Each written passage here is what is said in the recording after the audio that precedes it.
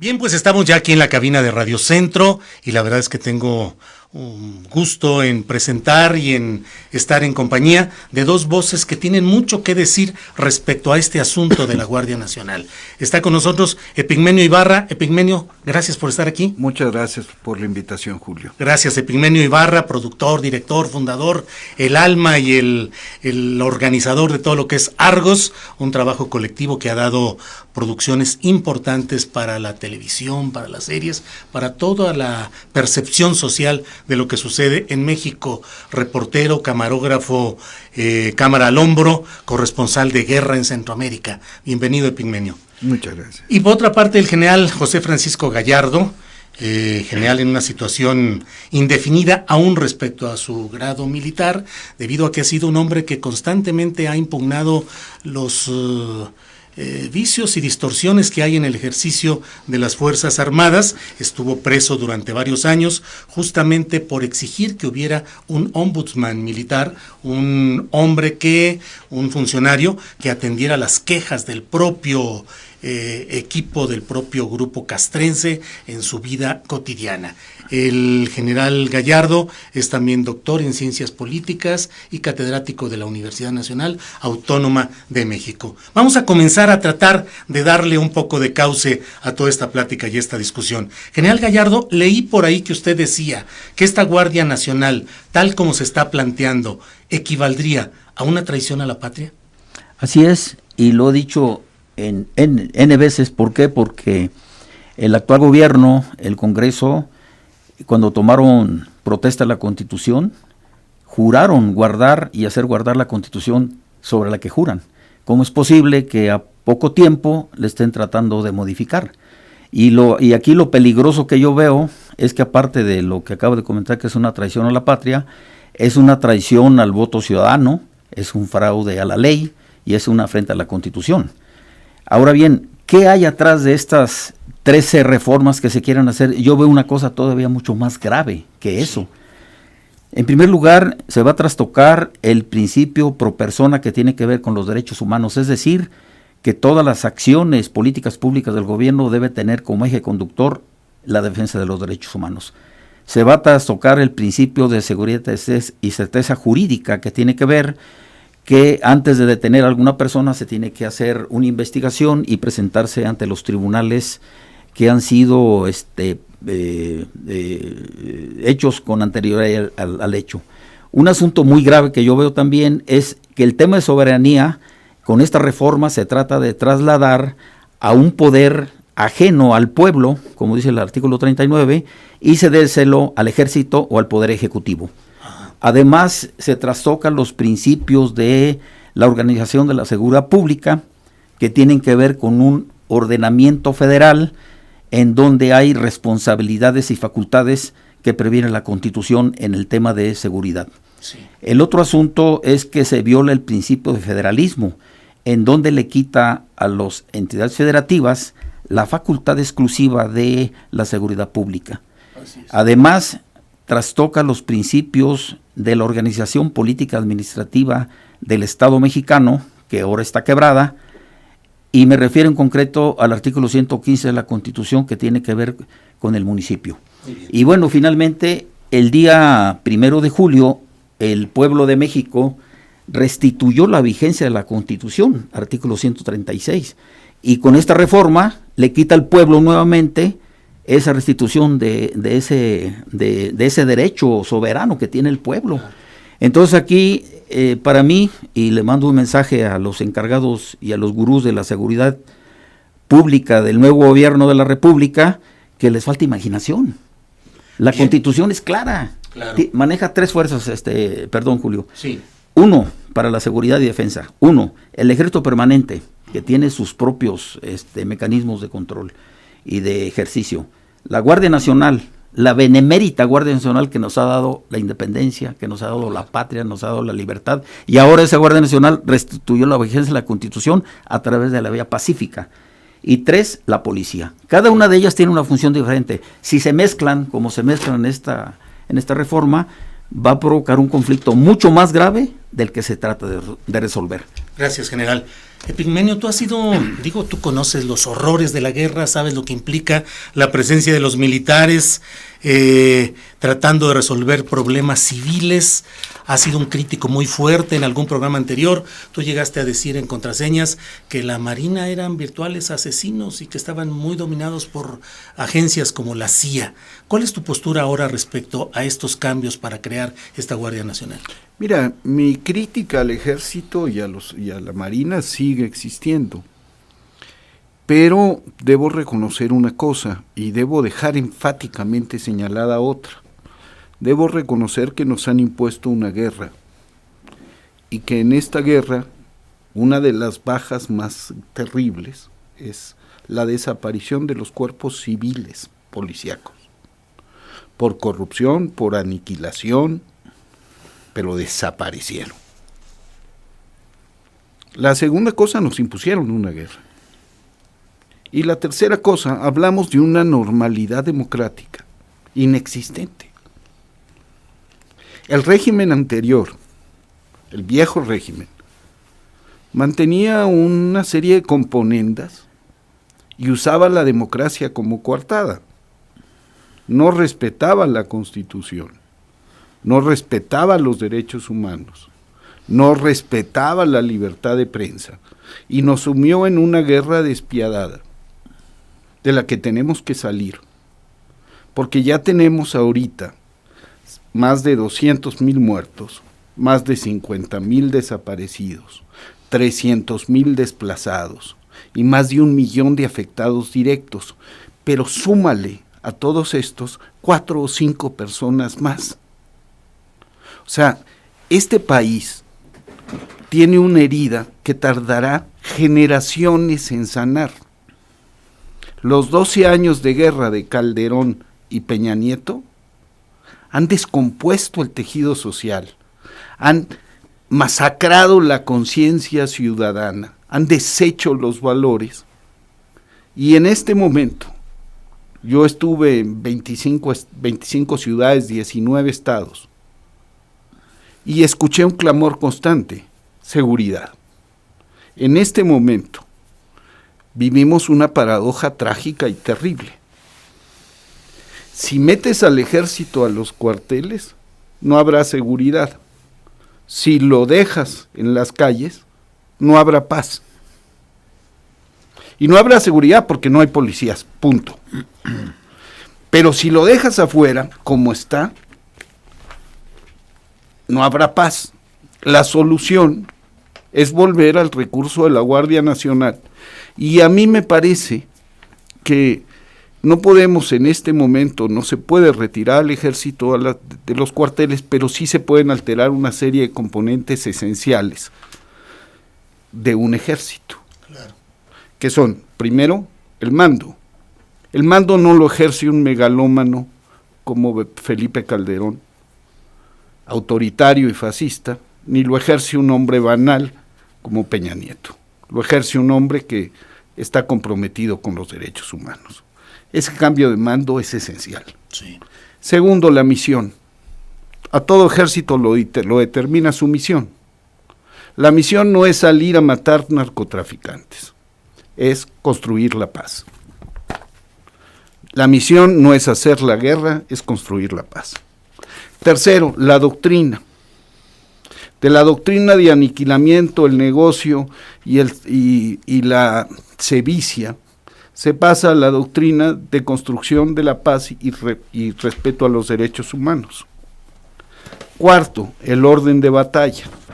Ha sido muy explícito Andrés Manuel diciendo, ya no se trata de operar contra los narcotraficantes, sino de prestar seguridad. Y habla de la policía militar y cambia el orden de batalla. Las fuerzas de combate pasan a retaguardia y toman posición de primera línea los servicios. Eso es sustantivo. Y por último, la composición de fuerzas, que es en lo que yo veo el futuro. Abrir las puertas a 50,000 jóvenes en una nueva circunstancia del país, con nuevos valores, con una nueva visión, puede ser el primer paso y definitivo para la recomposición de las Fuerzas Armadas y la desmilitarización del país. Me parece a mí. Bien, hemos escuchado los planteamientos específicos con amplitud y con detalle del general Gallardo y de Epigmenio Ibarra. Les recuerdo que nos pueden enviar sus comentarios al teléfono 52 59 11 97 y que nos pueden sintonizar en Guadalajara en el 700 AM y en Monterrey en el 1540 AM y ver esta transmisión en vivo en este momento en facebook.com/Radiocentro 977. General Gallardo, con lo que ha dicho Epigmenio, ¿le parece que cambian las cosas? ¿Si hay una necesaria salvación de la patria por este camino o sigue creyendo que hay una traición a la patria? Sí, le sigo confirmando lo mismo por lo siguiente. En los estados democráticos está bien sabido y bien demostrado que los países desarrollados no se deben a sus políticos ni se deben a sus congresos, sino se debe a la fortaleza de las instituciones del Estado, impulsadas y alimentadas por el pueblo. Y entonces aquí voy a lo siguiente. Pero no tenemos una institución fuerte con un presidente de la República que llegó con tanta fuerza electoral. Sí, a ver, aquí ahorita que está tocando eso, efectivamente el poder público ahorita y el Congreso llegaron con una legitimidad indiscutible de origen. Falta que se legitimen en el ejercicio y por eso estamos aquí ahora. Ahora bien, nadie niega que estamos en una situación grave de crisis, nadie niega que los otros gobiernos dejaron el país en ruinas, por decirlo menos, que vivimos una crisis humanitaria, que hay un colapso. Y que las instituciones de las que habla, general, sí, están demolidas. Sí, claro, por hasta supuesto. sus cimientos. Claro. Ahí yo coincido con... ¿Qué se salva? Coincidimos. Bueno, a ver, pero aquí es cómo salimos adelante con esa gran legitimidad y con esa fuerza. ¿Cómo se puede canalizar ese esfuerzo social? Uh-huh. Bueno, la Constitución, yo siempre me remito a ella, porque pues, yo protesté la Constitución cuando tenía 15 años, ¿no? Cuando llegué como cadete al Colegio Militar. Y la Constitución es muy clara, dice el artículo 89 en las funciones del presidente, que el presidente tiene la obligación y la facultad de tutelar la seguridad interior y exterior de la nación, haciendo uso de la máxima fuerza del Estado. Pero no es como dijo Epigmenio, por que yo quiero se sale el ejército. No, espérame tantito. Como lo dice la Constitución, debe intervenir el Congreso. Debe intervenir un estado de excepción en el artículo 29. Bueno, tú dijiste que... No, perdón, nunca lo hubiera dicho. ¿De qué? Yo solamente hablé de que había cambio de mando, porque la Constitución establece que el presidente de la República es el comandante supremo de las Fuerzas Armadas, y establecí la diferencia. Una cosa es que el comandante supremo de las Fuerzas Armadas sea un infame violador de derechos humanos, megalómano, que nos impone una guerra como Felipe Calderón, que sea un pillo banal como Peña Nieto, o que sea un hombre comprometido con el respeto a los derechos humanos, consciente de la necesidad de la transformación del país, como Andrés Manuel López Obrador. Y el mando es un elemento que define al ejército. De acuerdo. Bueno, ¿ese mando es suficiente? Continúo, no, a eso quiero llegar. A ver, aquí, ¿qué es lo que yo hubiera hecho? Y eso yo lo comenté N veces, Lo que se hubiera hecho es hacer un análisis con la participación de todos los actores sociales, de todos los académicos, etcétera, y hacer una conclusión de qué es lo que se debe hacer. No se necesita reformar la Constitución para atacar el conflicto de la inseguridad de México, se necesita acatar la Constitución. ¿Qué se haría? Yo me remito a la benemérita Guardia Nacional para diferenciarla de la que se está haciendo ahora, ¿no? Uh-huh. Y esa benemérita Guardia Nacional involucra a toda la población civil en un sistema organizativo social que debe estar en la ley orgánica de la Guardia Nacional, que el Congreso, desde 1800 y tantos, 1848, para ser exacto, julio de 1848, fue tu mes, sí, ¿no? No se ha hecho una ley de la Guardia Nacional. Y aquí te pongo un ejemplo. ¿Cuándo hubo una reglamentación de la Guardia Nacional? 1822, un año después de que México es independiente, entre comillas. Cuando el presidente solicita que el Congreso haga la ley de la Guardia Nacional, después de que nos quitaron la mitad del territorio. ¿Cuándo podemos hacer la Guardia Nacional? Ahorita que estamos en este asunto. Civiles armados. Civiles organizados, algunos armados. ¿Quién va a disponer eso? El Congreso. Artículo 73, fracción 14 y 15. Fíjate lo que dice. Dice, el Congreso tiene facultad exclusiva de armar, organizar, distribuir, disciplinar a la Guardia Nacional. Y el mando lo va a tener los gobernadores de las entidades federativas. Y sus integrantes y sus jefes los va a nombrar el pueblo. En asamblea. Bendito sea Dios. En general. Asamblea. A ver, o sea, pero espérame. Perdón. ¿Por qué dices eso? Déjame esos acabar. Gobernadores que tenemos. Bueno, no, pues todavía que siga el comentario Pigmenio. No, todavía no termino. Todavía no termino. Adelante, a ver, sí. Pero aquí tenemos que tener cuidado. Tenemos que tener cuidado porque sabemos que muchos gobernadores tienen otros intereses. Yo te estoy hablando de un sistema organizativo federal que nunca se ha cumplido en México. ¿Cuál es el problema? Lo dijo Pigmenio. ¿Cuál es el problema que estamos viviendo ahorita? Nunca se ha respetado la Constitución. Nunca se ha respetado el sistema federal. Y menos en el sistema de seguridad. ¿Cuál es el reclamo? Las policías son corruptas. Los municipios no pueden. ¿Y cuándo han apoyado a los municipios? ¿Dónde? ¿Cuándo? Yo nunca lo he visto. Entonces, ¿qué tenemos que hacer? Crear la Guardia Nacional como dice la Constitución. Crear la ley orgánica de la Guardia Nacional. Porque la Guardia Nacional está demostrado, nos dio la independencia, nos dio un Estado democrático y laico en la época de la Reforma, en ella se apoyó Juárez y Carranza.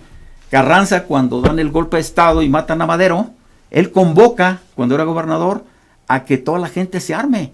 Y ahí se arma la Guardia Nacional. Esa Guardia Nacional se transforma en el actual ejército mexicano, que debe ser actualizado, modernizado, pero a través de una intervención directa y seria del Congreso que nunca lo ha hecho. Mira. Perdón, general, ¿podemos ¿Sí? cambiar todo ese tipo de cosas? ¿Tú crees en la práctica, en esta realidad tan rota? Mira, en cierta medida, según entiendo y en las discusiones, yo entrevisté a Andrés Manuel mucho tiempo en la campaña durante este asunto, porque mi preocupación central es la guerra. Sí. O sea, hago telenovelas y series, pero mi asunto es Un día la hablamos guerra. de eso, de las telenovelas. Mi asunto es la guerra. Ajá. Y hablamos de estos decretos de la Benemérita Guardia Nacional. Y hablamos de la necesidad o no de armar civiles. Y hay una cosa que es muy peligrosa en este país armando civiles. La violencia no se ataca con violencia. Armar a los civiles en este momento de descomposición brutal del país no ha reportado buenos resultados. ¿Pero Guardia Nacional es violencia contra la violencia? No necesariamente, pero es un cuerpo encuadrado, organizado, no son civiles armados. Son militares. Son policías, son guardias que pertenecen a un acuerpamiento, que tienen doctrina, que tienen organización, y no son unidades civiles dispersas en la República, como las hemos vivido, con las autodefensas, que algunas han funcionado muy bien, y otras pierden muy rápido el terreno y comienzan a cometer las mismas atrocidades. Claro, pero hoy la Guardia Nacional es ejército, fundamentalmente. Sí, bueno, la que se quiere proponer. Pero mire, yo te quiero decir una cosa, mira, vamos a ver una cosa. ¿Cómo surgen los cuerpos de los grupos de autodefensas? Porque no hay gobierno, porque no hay justicia. Hay dos recomendaciones de la Comisión Nacional sobre grupos de autodefensas en Michoacán y los grupos comunitarios en Guerrero. ¿Sí? Ok. Ahora bien, yo los invito, vamos a Michoacán y vamos cómo están los grupos de autodefensa. Ahora bien, yo estoy de acuerdo con lo que dice Pigmenio. Luego se infiltran. Está infiltrado el gobierno, está infiltrado el ejército, está infiltrado toda la estructura política porque está colapsada. Infiltrado el ejército también. Por supuesto. El crimen organizado. Claro. Es que no se Entonces, salva ¿cómo nada. vamos a salvar? Exacto. Por Entonces, eso, ¿quién nos va a cuidar? A ver, con la creación de algo nuevo. ¿Qué vamos a hacer ahora? Julio, ¿qué vamos a hacer ahora? Ya está, me quiero ir ahí. Sí. Échale, ¿Qué vamos a hacer ahora? Lo que tenemos que hacer es empezar desde la base a hacer un sistema organizativo social donde empecemos a fortalecer el tejido social. ¿Y cómo lo hicimos nosotros? cuando estuvimos tocando puerta por puerta. Esa experiencia yo la tengo. En Colima. Tú fuiste candidato a gobernador, claro, por Morena en Colima. En Colima se puede armar la Guardia Nacional con los comités que hicimos nosotros y no necesariamente tiene que estar armados. Ahora bien, ¿de dónde viene la Guardia Nacional? Viene desde la época de las provincias en la colonia española. Pero hay un documento muy importante que se llama el Federalista, sí, en donde hay una discusión cuando se está discutiendo el tema de la Constitución de Estados Unidos y llegan y tocan un tema y dicen, a ver, es muy riesgoso tener un ejército permanente porque puede desbordar sobre la sociedad. ¿No está desbordado el ejército sobre la sociedad? Pregunta sí. Ahora. Bueno, ok. 37,000 muertos de corrupción, etcétera. De acuerdo. Que está volcado el ejército. Pero la Marina lleva el primer lugar porque es más letal.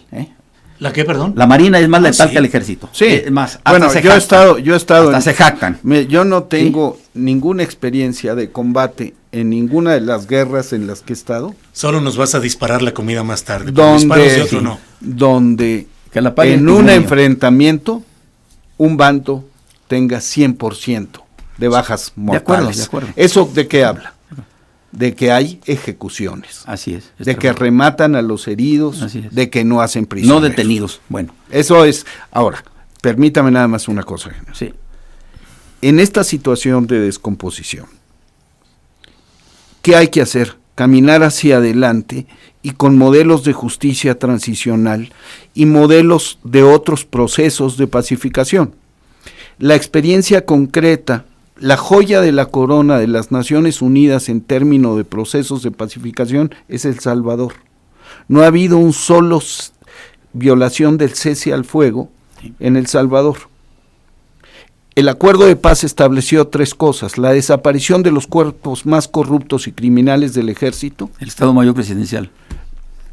El Estado Mayor Presidencial. No, del Estado Mayor Presidencial del Salvador. Del Salvador. Claro. Y el de aquí igual. Y 6 batallones de reacción inmediata y tal. Así es. La depuración de jefes del ejército. Así es. Su disminución y su concentración en los cuarteles. Así es. La creación de una Policía Nacional Civil compuesta por 1/3 de militares. Así es. 1/3 de guerrilleros y 1/3 de ciudadanos. Estamos hablando de un equilibrio. De un equilibrio. Así es. Aquí hay desequilibrio. Pero estos 50,000 jóvenes que van a entrar hacen la diferencia. Sí. Bueno, a ver, aquí entre comillas, porque lo va a reclutar la Marina en el Ejército.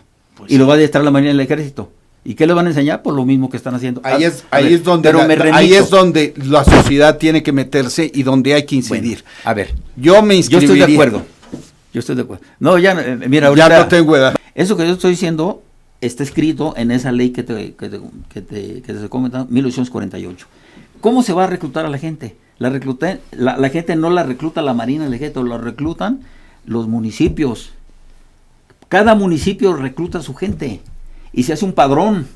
Ese padrón, lógico, a la hora que van a recibir, según la Constitución, instrucción cívica y militar, ahí entran los militares, pero el programa de militarización lo va a hacer el Congreso, no lo va a hacer la Defensa Nacional. ¿Por qué? Porque quien define el perfil de la Guardia Nacional, que define el perfil del militar mexicano, es el Congreso, no el Secretario de la Defensa y menos el Comando Norte. Claro. ¿Sí? Bueno, claro. Entonces, una vez que ya está esto, de lo que se trata es de hacer un tejido social local, específico, por barrio, por cuadra, por todo, ¿sí? Para impedir que cualquier gente ajena a ese territorio entre. ¿Quién va a nombrar a sus dirigentes, a su guardia? Yo he visto guardias armadas con palos y con resorteras. No necesitan armas, necesitan un sistema organizativo que no lo tenemos. Y ahorita se quiere resolver el problema de inseguridad de la cúpula a la base. No, es al revés, de la base a la cúpula. ¿Así será? Yo según entiendo, veo 2 cosas. El esquema que plantea el general en ciertas zonas funciona muy bien, sobre todo en los pueblos originarios, donde la gente tiene un control y una organización, raigambre y conocimiento y hay una organización comunitaria y entonces no dejan entrar. Así es. Te trasladas a zonas como Netzahualcoyotl, Chimalhuacán o cualquier Ciudad Juárez, Sinaloa. Y entonces la integración de muchas comunidades que son ya una es muy difícil y entonces ese control social se vuelve muy complejo. porque no sabes quién es el de al lado, no lo conoces, no creciste con él, es la dinámica del desarrollo. Y por un lado. Por el otro problema que yo entiendo es que al convocar a los 50,000 jóvenes que se integren, una cantidad sustantiva que haría la diferencia, se está convocando a la sociedad para que promueva esta integración, para que la sociedad sea autora de su propia liberación del conflicto armado. Esa tarea hay que hacerla, eso le falta comunicar al proyecto. ¿Puede haber el mando civil de esta Guardia Nacional? ¿Funcionaría? ¿O la fuerza de los grupos militares y de la Marina lo convertirían en un godines nada más, un burócrata que firmara las cosas, pero lo operativo lo maneja? Aquí me estás hablando de la Guardia de la eventual Guardia Nacional que se busca. Yo no creo que funcionara, te voy a decir por qué, una experiencia particular. En ningún momento el mando militar va a permitir en una operación específica que la Guardia Nacional la maneje un civil. O sea, eso es una fantasía. Lo que yo te estoy diciendo es otra cosa. La Guardia Nacional la manejan las mismas gentes de las localidades. Sí. Los oficiales son de las localidades. Ahora bien, lógico que el Estado para eso debe tener un control, debe tener un padrón. Y eso que dice primero, bueno, yo ahí sí no coincido con él de que se van a infiltrar. No, ¿por qué? Porque yo voy a tener un padrón en donde yo voy a revisar y voy a ir casa por casa a tocar, tú quién vive aquí, y se va. Ahora, el tiempo y las circunstancias ya no dan. A ver, ya estamos a 24 horas de que empiece la discusión en el Congreso. Bueno, ok, pero mira, yo en este punto te voy a decir una cosa. Cuando yo les digo que hay que formar una policía profesional, como dice el artículo 21, me dicen, es que no hay tiempo. A ver, espérame, Tito, vamos a cumplir 101 años de la Constitución de 17 y 200 y pico de años de ser un país independiente. ¿Qué más tiempo quieren? Eso lo tenemos que hacer ahorita, aunque nos tardemos. Ajá. Tenemos que ir a territorio, no desde el escritorio, ir a tocar. Yo invito a la gente que está ahí, que vayan y se enloden los zapatos, que les piquen los zancudos, que no coman, para que veas lo que es hacer una Guardia Nacional desde abajo. Claro. ¿Sí me explico? Claro. Te digo porque eso yo lo he hecho, personalmente. A mí no me cuenta nada. Epigmenio, ¿ves riesgo de que este crecimiento del poder y el control militar afecte el esquema de poder político civil y podamos tener cada vez mayor fuerza e influencia militar en las decisiones políticas? Yo veo un elemento central. El 1 de julio del año pasado la gente decidió por un cambio de régimen. En un cambio de régimen la posición del ejército cambia sustancialmente.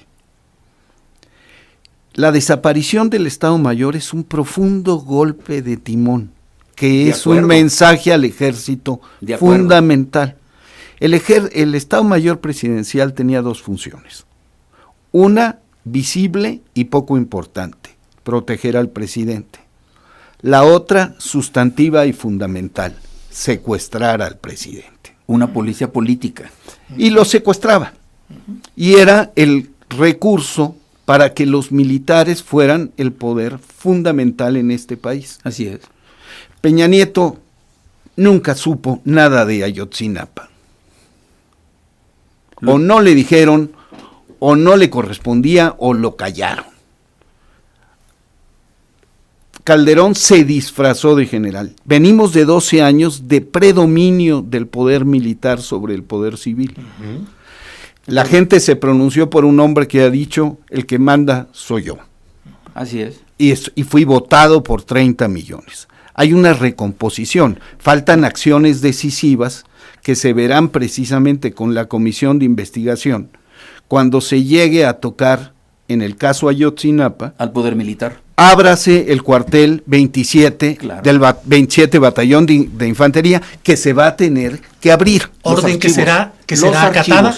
Ábranse los archivos, averígüese qué hacían los militares en el terreno. Exacto. Y averígüese por qué Peña Nieto, esa es una cosa de omisión fundamental. Y por qué Cienfuegos tardaron 12 días en iniciar las operaciones de búsqueda. Lo que dice el primero no es omisión, es complicidad. Es complicidad. Así es. Complicidad criminal. Quiero retomar General, una cosa. pero las fuerzas militares, el ejército, ¿va a soportar todo esto, el Estado Mayor, los militares desplazados, o estamos en riesgo de reacciones violentas? El ejército mexicano es una institución que nos dimos los mexicanos para defender al país. Si el presidente de la República, a través de mecanismos institucionales, ordena, el ejército tiene que cumplir y someterse. Punto. Y le va a tocar, ¿sí? Porque el peligro hoy no está en el ejército. El peligro de golpe del que hablamos, sí, porque hay peligro de golpe, no está en el ejército. Sí. Lo que estamos viviendo es una campaña de desestabilización desde el poder económico y el poder político, donde el viejo régimen está sentado, desde los medios, y al que algunos militares pueden sumarse. Pero confío, como dice el general, en que el ejército sabrá. El ejército... De acuerdo. Pueblo. El ejército pueblo. De acuerdo con él. Ahora, aquí te voy a hacer un comentario bien importante. Sí. El primero comenta que el presidente de la República es comandante supremo de las Fuerzas Armadas.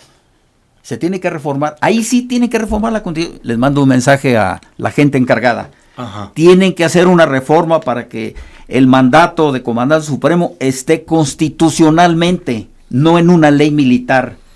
¿Por qué? Porque todos los estados democráticos, el mandato de comandante supremo de las Fuerzas Armadas está constitucionalmente. ¿Y aquí no? Ya, no está aquí. Ah, caray, esa sí es una omisión. Ese proyecto de reforma ya lo tiene el presidente de la Comisión de Defensa. Ajá. ¿Sí? En el Senado de la República. Ese es un Félix Salgado. haber de él, así es, ese es un haber de él. Bueno, aquí el asunto es retomando lo que decía, mira, en una situación de crisis, yo estoy de acuerdo con lo que dice él, que el acecho lo tiene el poder político, el poder económico y toda la oligarquía que fue tocada, ¿sí? Uh-huh. El ejército tiene la obligación de apoyar el mandato del presidente basado en el formato, en la fuerza que le dio las urnas. Y sin miedo, sin temor, debe hacer un estado de excepción, ¿sí? Para que el ejército tenga una reglamentación jurídica, no a través de la reforma constitucional, sino a través de un estado de excepción, aquí como el que te acabo de mostrar. No se necesita hacer reformas a la Constitución, porque se está trastocando, como te lo mencioné hace un momento, cosas mucho más importantes que tienen incluso que ver con la división de poderes. Ese es el punto.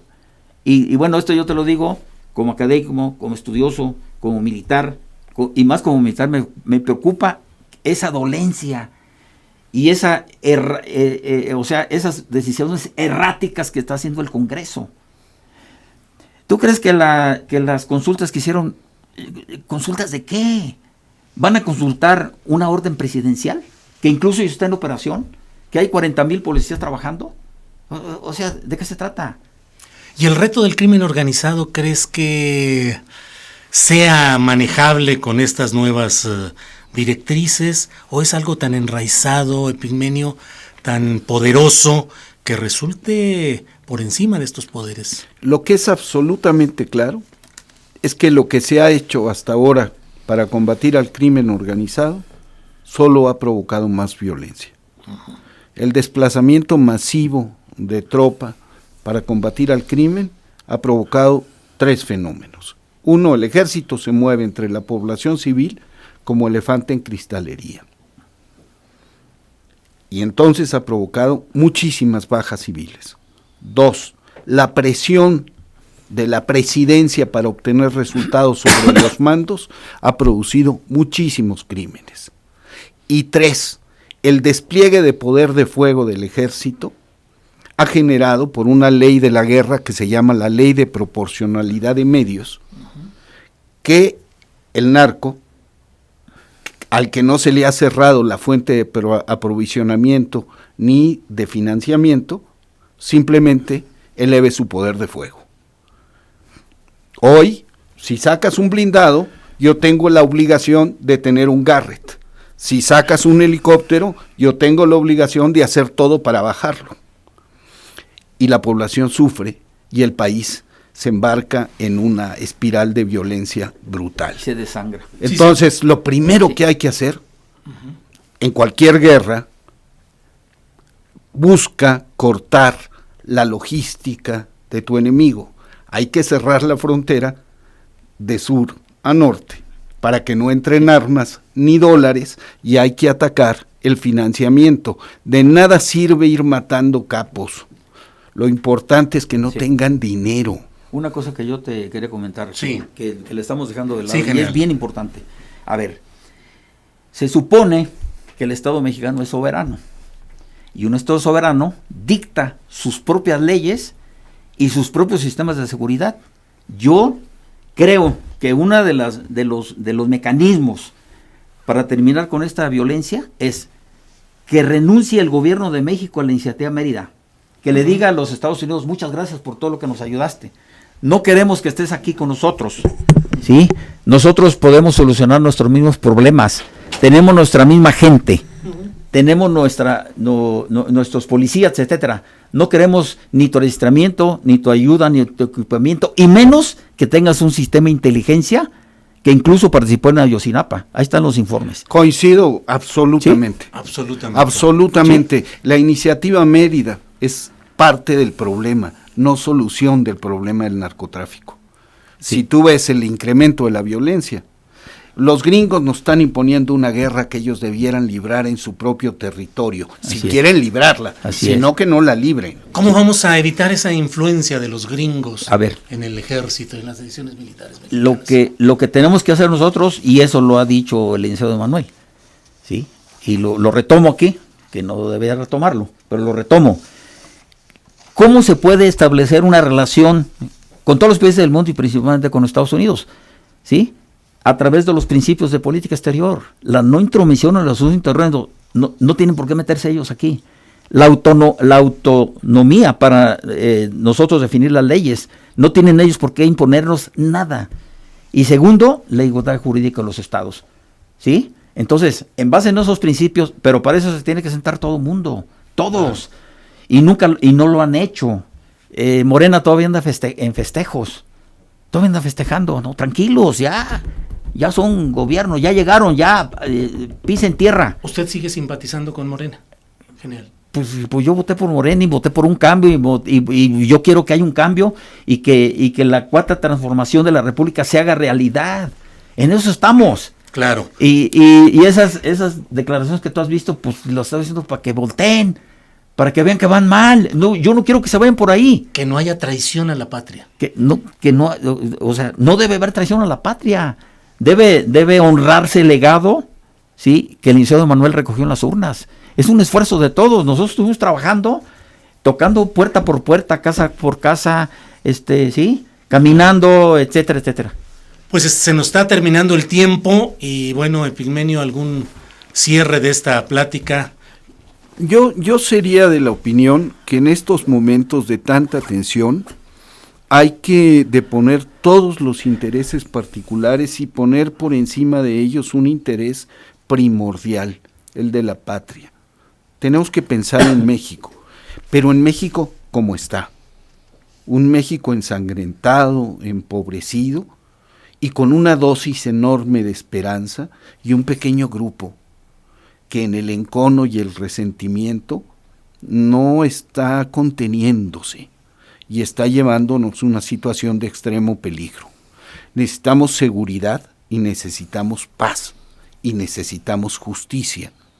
Las tres cosas son compatibles y las tres cosas son urgentes. Y no podemos caer de ninguna manera en la tentación de combatir la violencia con las armas. Así sea armando a civiles.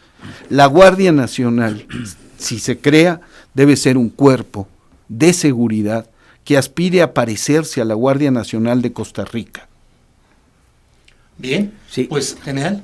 Mira, yo creo que es muy importante que se respete el artículo 31, fracción tercera de la Constitución, que tiene que ver con la creación de la Guardia Nacional, porque aparte de ello tiene otras cosas de fondo. Una de ellas es el pueblo en armas, que nos dio la independencia y todo lo que te acabo de comentar hace un momento, la libertad, patria, es un contrapeso al poder armado del Estado.